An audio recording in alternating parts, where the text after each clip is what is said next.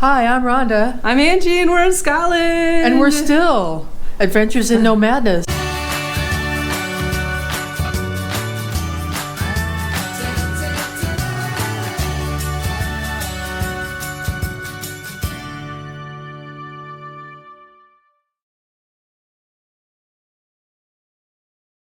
So where are we now? Oh, frickin' frackin' airport. Best laid plans. Yeah, we're sitting in the line and Changing your shoes. changing our shoes because in most airlines you could fit the stuff that we fit because we're pretty light packers. But oh no, Let me see your pack that's too big. this one is too big for my under the seat pack from what they're telling me.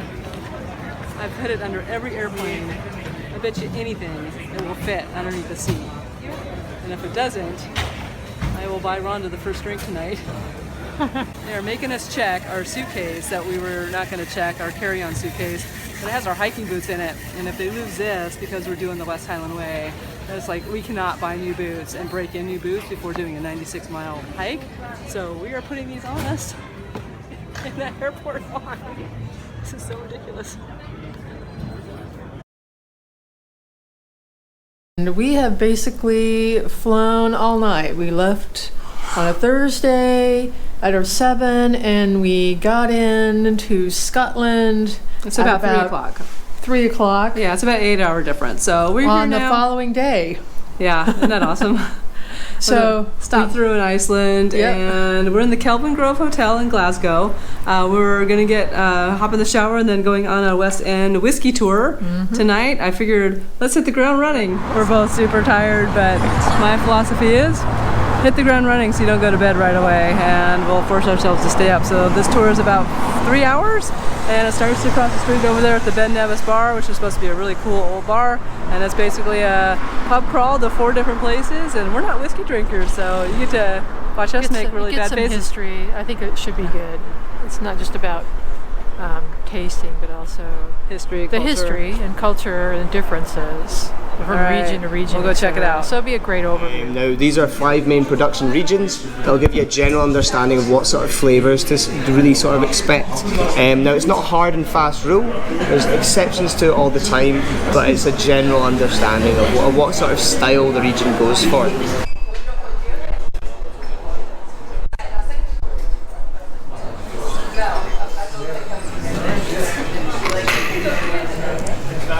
We're probably dark because of the window behind us, but you get the idea. And this bar is about 300 years old. Yeah, this bar is really cool. It's the Ben Nevis in Glasgow, and it's about 350 years old, he said. You see this line on the floor.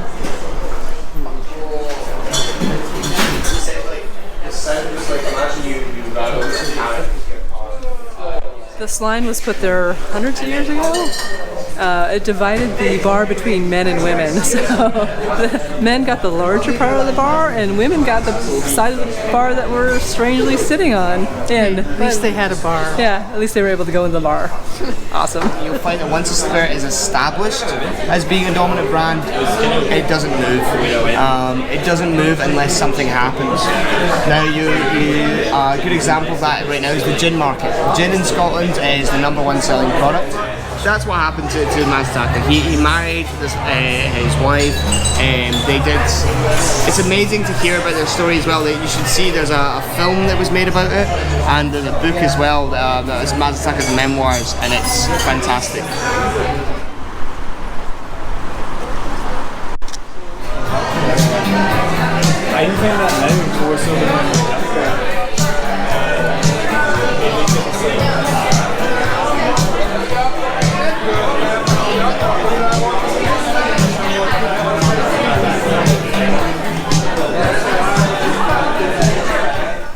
Hey, good morning from Scotland. We're in Glasgow this morning. This is going to be our first full day here. Yep. And we're not staying in Glasgow. Last night we had a fantastic whiskey tour with Sam of Once Upon a Whiskey Tour is the name of the business. Absolutely and, phenomenal. Phenomenal. The guy is just super knowledgeable. So I can't highly recommend him He was more awesome. if you want to have a good time and like learn lots of stuff. Yeah, that was great. And between the 4 shots of whiskey last night and the jet lag, we slept like rocks last night. So we're up, we're walking through Kelvin Grove Park in Glasgow. We've got a couple hours to just kind of chill out, walk around, and then on the docket today, we're gonna go pick up our camper van, drive to Edinburgh, and then camp at the Edinburgh Camping Festival for 3 nights. That should be interesting. Yep. And we'll be attending the largest arts festival in the world.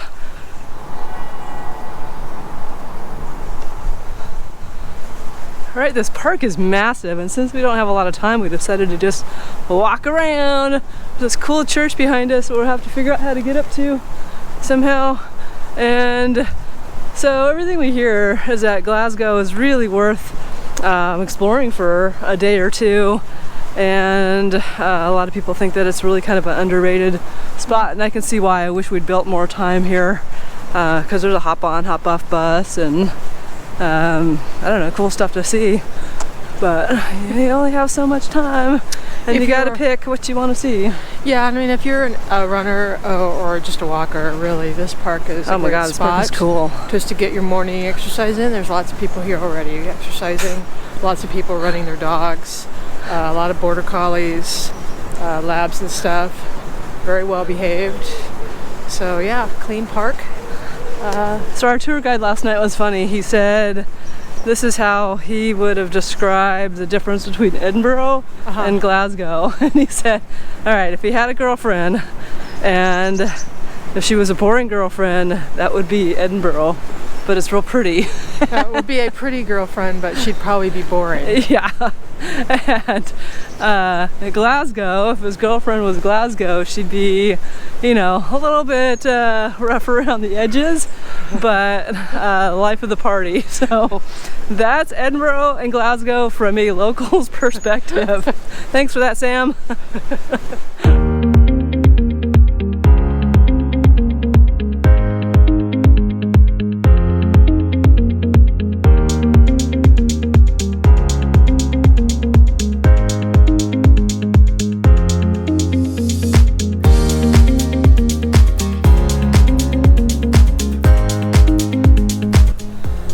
We've stumbled upon the south campus of the University of Glasgow.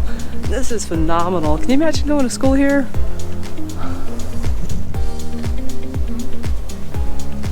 Can you imagine going to school here? Yeah, actually, and Sam mentioned a couple of well-known people that have gone here, I believe, but I can't recall off the top of my head, of course.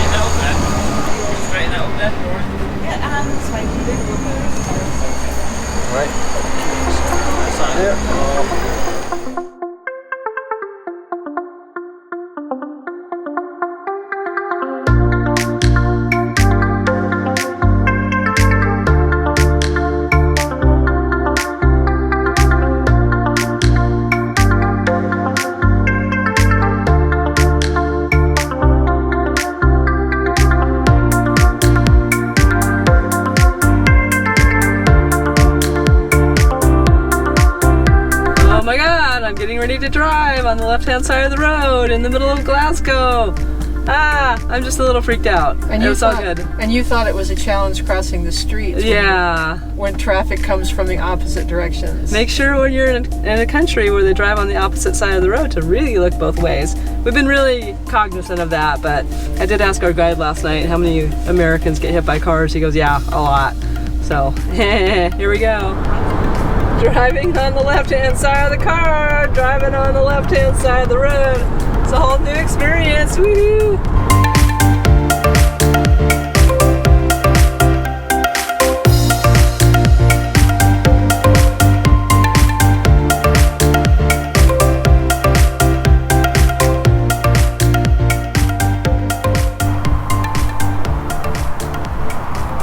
What you drinking?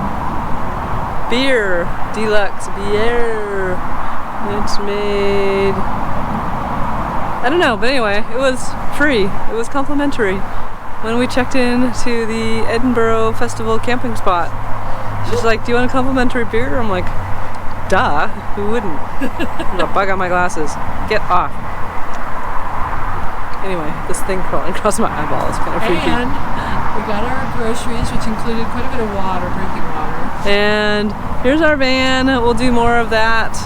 We'll get it kind of situated after we eat, and then we'll go into Edinburgh. So we're just walking around trying to stay awake because the jet lag is sitting in, and I think we're gonna hit Edinburgh the next 2 days. We're a little tired to get on the bus today and head into town.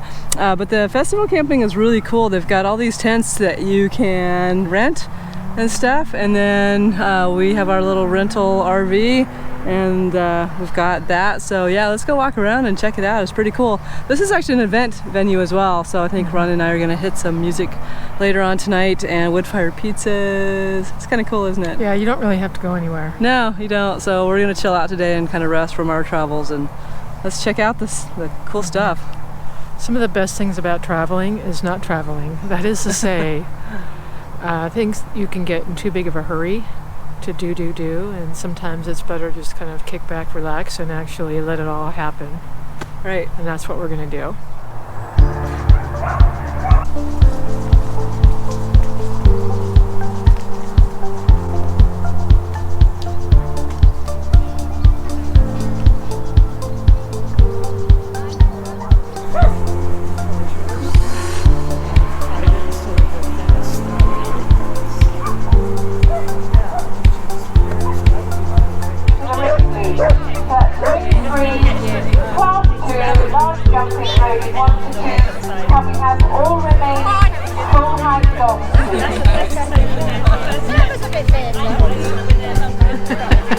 We just stumbled upon a dog show. This is cool.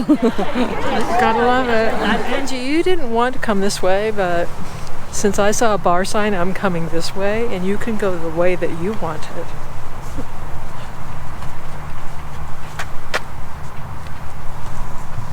Since this is an official venue spot for the Fringe Festival, they actually have a official venue spot in these teepees over to our right hand side. All I can tell you is I know how to spell bar in Scottish. She knows how to B-A-R. find bars. She's like, bar, squirrel. We are kicking back in the bar with a beer and a cider, waiting till they serve pizza, which is another 20 minutes away. We're gonna have a pizza and probably a second round because why? We are on vacation. Can you spell it? Big VACATION.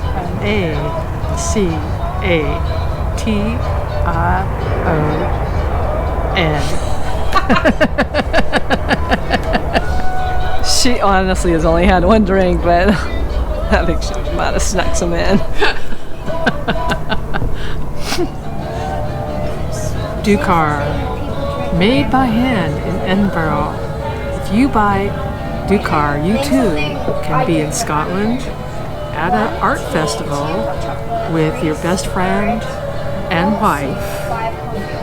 If you go to your dark side and buy the cider, I'm not sure that holds true. And let me mention, it only costs this much for this much.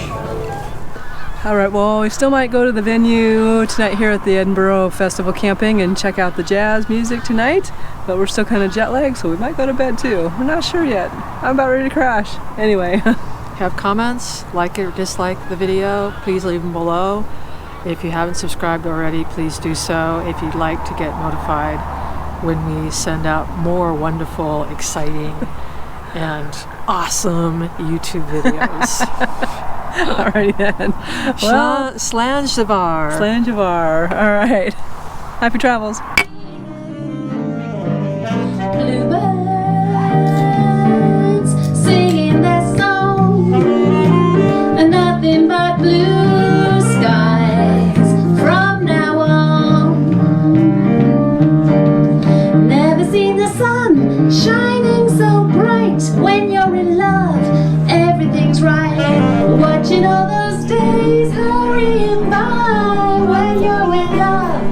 My, how they close days all up and gone. Nothing but Yeah, number 3. Which is Auchentoshan. which is a And lowland. we're not saying that wrong because we're drunk. I'm getting there, but it's a really long word. I'll show you.